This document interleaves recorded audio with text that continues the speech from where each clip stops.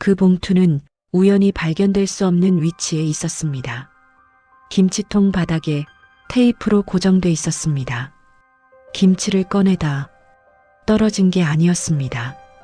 일부러 열지 않으면 절대 보이지 않게 만들어둔 겁니다. 누가 이렇게까지 했을까요?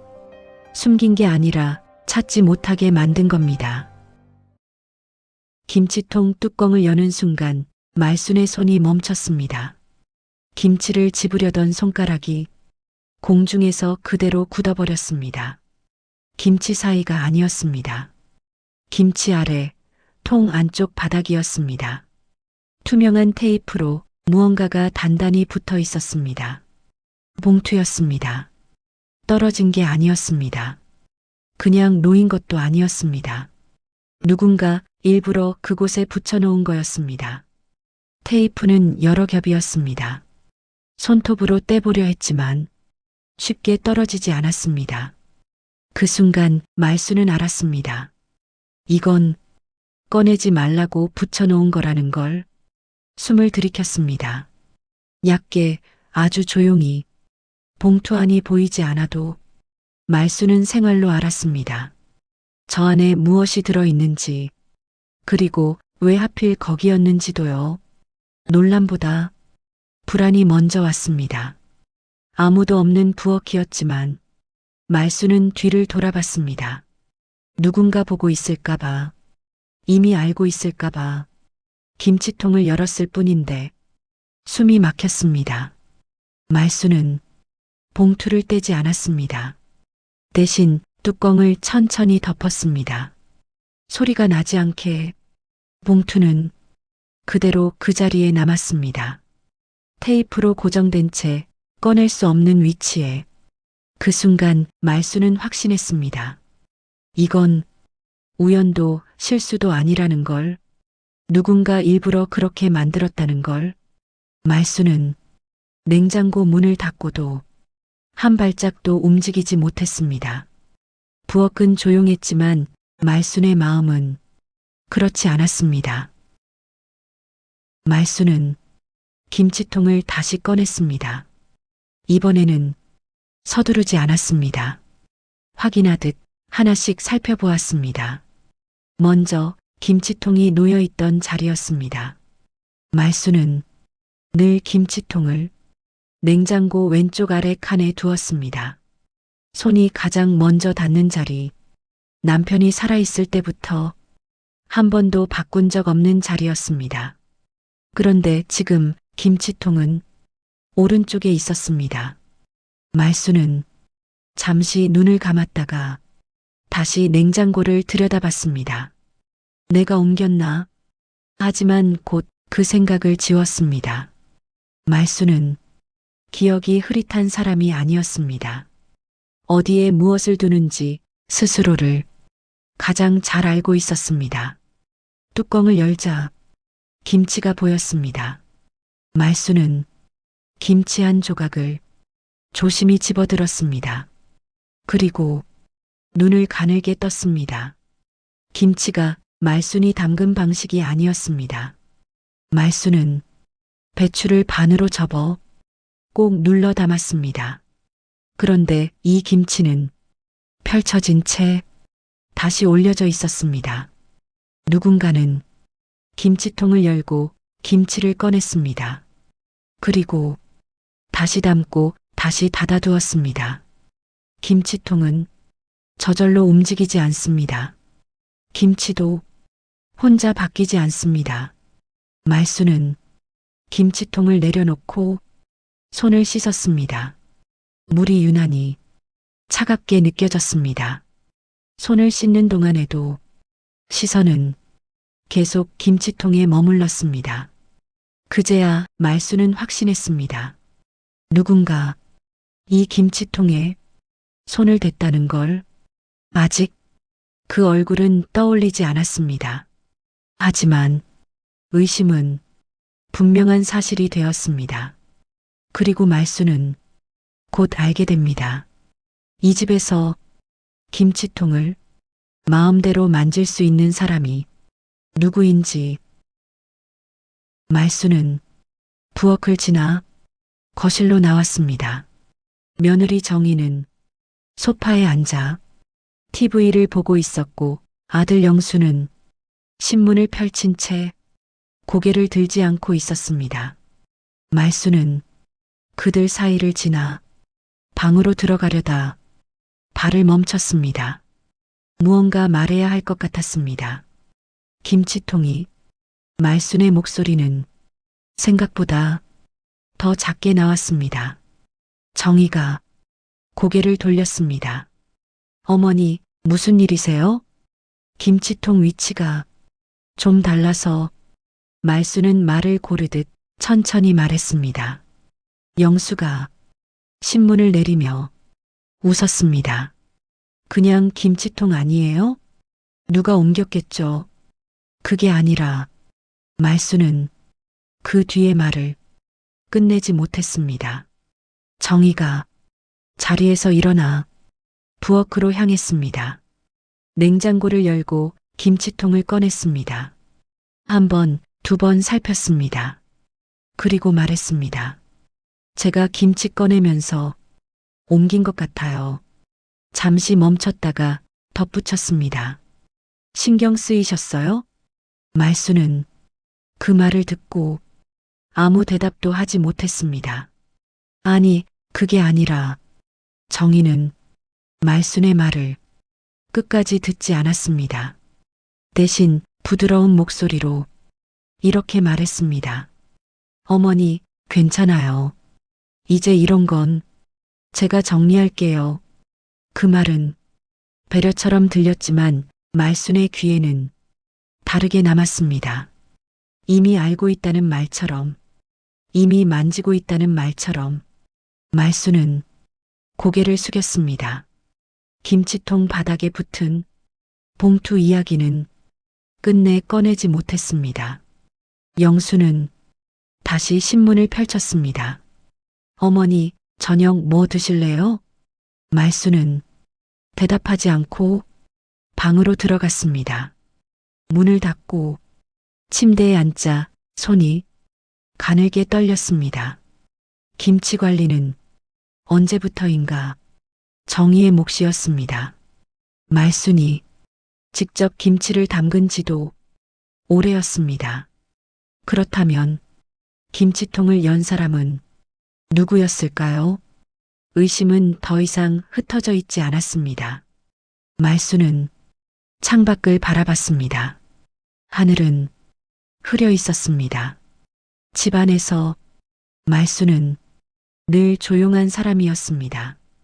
부담 주지 않으려 말을 삼키고 눈치를 보며 살았습니다. 하지만 그날은 침묵이 더 무겁게 느껴졌습니다.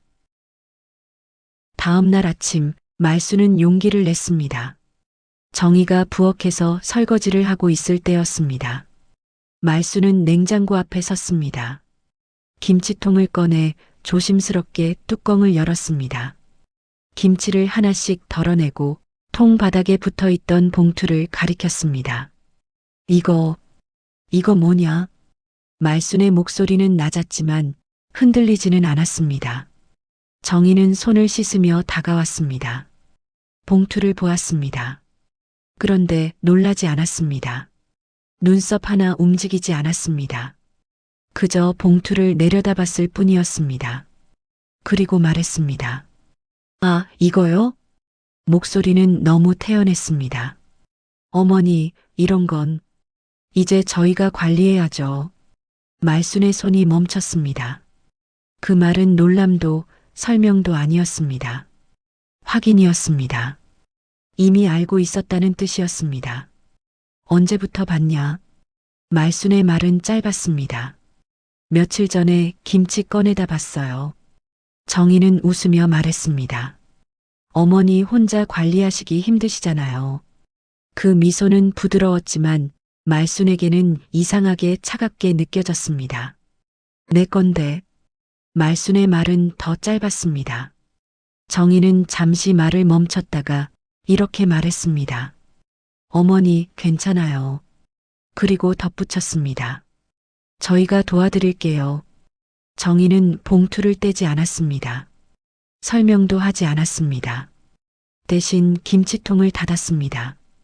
그리고 아무 일 없다는 듯 다시 설거지를 시작했습니다. 말수는 그 자리에 서 있었습니다. 움직이지 못했습니다. 정희는 봉투를 보고도 놀라지 않았습니다. 아니, 이미 알고 있었습니다. 언제부터였을까요? 얼마나 오래였을까요? 그리고 왜 아무 말도 하지 않았을까요? 그 순간 말수는 확신했습니다.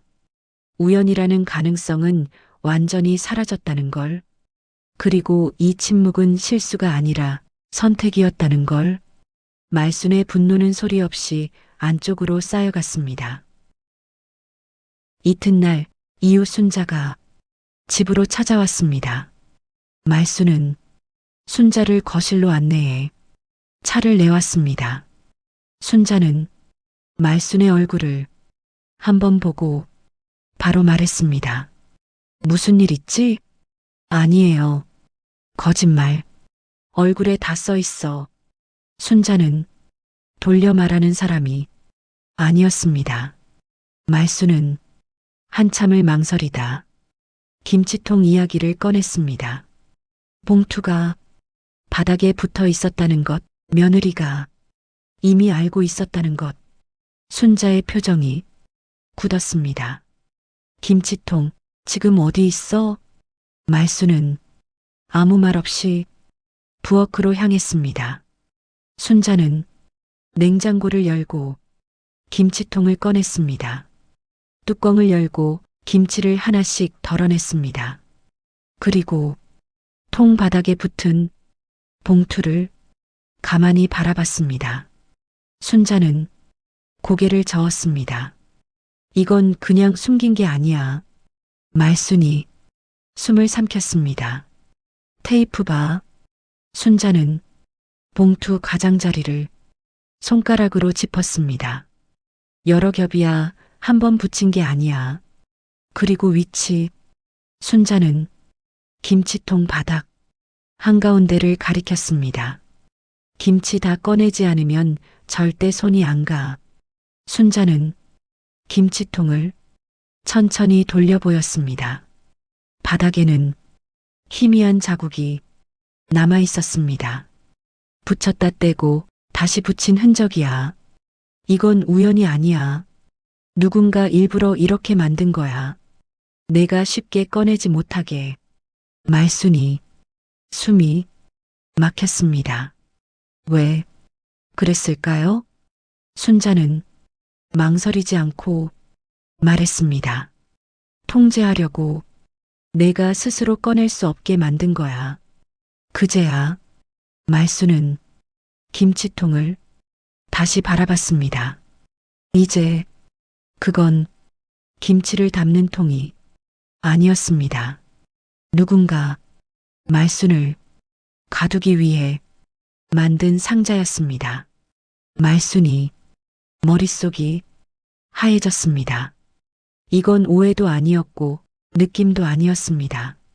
설명할 수 있는 사실이었습니다. 순자는 봉투를 조심스럽게 떼어냈습니다. 테이프는 질겼습니다. 손톱으로는 쉽게 떨어지지 않았습니다.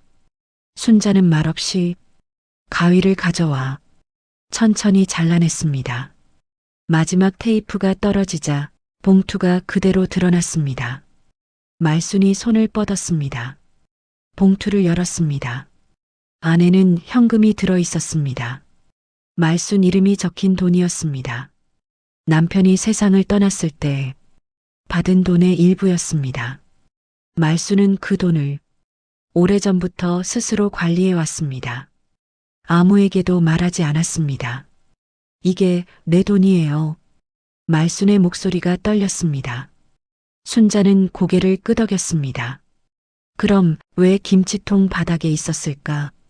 제가 넣은 게 아니에요. 그럼 누가 넣었겠어? 대답은 이미 정해져 있었습니다. 말수는 봉투를 꼭 쥐었습니다. 손이 가늘게 떨렸습니다. 이건 기억 문제가 아니었습니다. 착각도 아니었습니다. 누군가 일부러 이렇게 만든 것이었습니다. 말순이 스스로 꺼낼 수 없게, 스스로 관리할 수 없게 숨긴 게 아니라 순자가 말했습니다. 찾지 못하게 만든 거야. 그 말이 말순의 가슴을 깊게 찔렀습니다. 말순은 봉투를 내려다봤습니다. 돈이 문제가 아니었습니다. 배신당했다는 느낌도 아니었습니다. 더 깊은 곳이 아팠습니다. 존엄이 침해됐다는 충격이었습니다. 말순은 그제야 알았습니다. 이 집에서 자신이 어떤 존재로 여겨지고 있었는지, 관리받아야 하는 사람, 스스로 결정할 수 없는 사람, 통제되어야 하는 사람. 눈물이 나올 것 같았지만 말순은 울지 않았습니다. 말순은 봉투를 다시 김치통에 넣지 않았습니다. 대신 방으로 가져갔습니다. 서랍을 열고 봉투를 넣었습니다. 그리고 다음 날 은행에 갔습니다. 혼자서 갔습니다. 창구 직원이 물었습니다. 통장 만드실 건가요? 네. 명의는 어떻게 하실까요? 제 이름으로요. 말순이 대답은 짧았습니다. 서류를 작성하고 도장을 찍고 통장을 받았습니다. 말순은 그 통장을 가방 깊숙이 넣었습니다. 집으로 돌아오니 저녁 시간이었습니다. 식탁에는 정희와 영수가 앉아 있었습니다. 말순도 자리에 앉았습니다. 밥을 먹다가 말순이 입을 열었습니다. 오늘 은행 다녀왔다. 정희가 고개를 들었습니다. 어머니, 무슨 일로요? 통장 만들었다. 내 이름으로. 영수가 젓가락을 내려놓았습니다. 왜요? 말순은 숨을 고르고 말했습니다. 내 돈은 내가 관리한다. 목소리는 조용했지만 흔들리지 않았습니다. 정희가 웃으며 말했습니다. 어머니, 저희가 도와드릴 수 있는데요. 말순은 정희를 똑바로 바라봤습니다. 이건 돈 얘기 아니다. 내일은 내가 정한다. 식탁이 조용해졌습니다. 영수는 말순을 바라봤고 정희는 아무 말도 하지 않았습니다. 말순은 처음으로 이 집에서 자기 선택을 말했습니다. 분노는 결단으로 바뀌었고 말순은 더 이상 고개를 숙이지 않았습니다. 며칠 뒤 말순은 다시 부엌에 섰습니다. 냉장고를 열자 김치통이 보였습니다. 말순은 김치통을 꺼내 뚜껑을 열었습니다. 안에는 김치만 들어 있었습니다. 봉투는 없었습니다. 말순은 김치 한 조각을 집어먹었습니다. 김치는 여전히 김치였습니다. 하지만 말순에게 김치통은 더 이상 같지 않았습니다. 그날 김치통은 음식을 담는 그릇이 아니라 한 사람의 존엄을 가두고 있던 상자였습니다. 말순은 뚜껑을 천천히 닫고 김치통을 다시 냉장고에 넣었습니다. 거실로 나오니 정희는 TV를 보고 있었고 영수는 소파에 누워 있었습니다. 말순은 아무 말 없이 그들을 지나 방으로 들어갔습니다. 창문을 열자 바람이 들어왔습니다. 말순은 통장을 꺼내 들었습니다. 그 위에는 자신의 이름이 적혀 있었습니다. 말순은 통장을 서랍에 넣고 창밖을 바라봤습니다. 하늘은 맑았습니다. 말순은 더 이상 눈치를 보지 않았고 더 이상 자신을 지우지 않았습니다. 집안에서 자신의 자리에서 조용히 서 있었습니다. 김치통은 다시 음식을 담는 그릇이 되었습니다. 그리고 말수는 그날 자기 삶의 주인이 되었습니다. 우리는 종종 나이가 들면 누군가의 관리 안에 들어가야 한다고 생각합니다. 하지만 관리와 보호는 같지 않습니다. 누군가 대신 결정해주는 순간 그건 도움이 아니라 지워짐이 됩니다. 말수는 돈을 되찾은 게 아니라 자기 이름을 되찾았습니다. 그리고 그 이름으로 다시 삶을 선택했습니다. 존엄은 소리내서 주장하지 않아도 됩니다. 조용히 스스로 결정할 수 있다면 그걸로 충분합니다. 오늘 이 이야기가 당신의 마음에도 작은 기준 하나를 남겼다면 이 선택을 기억해 주세요. 극적 반전. 구독과 좋아요는 이야기를 지지하는 가장 조용한 방법입니다. 당신의 한 번의 선택이 다음 이야기의 시작이 됩니다. 다음 반전은 어쩌면 또 다른 당신의 이야기일지도 모릅니다.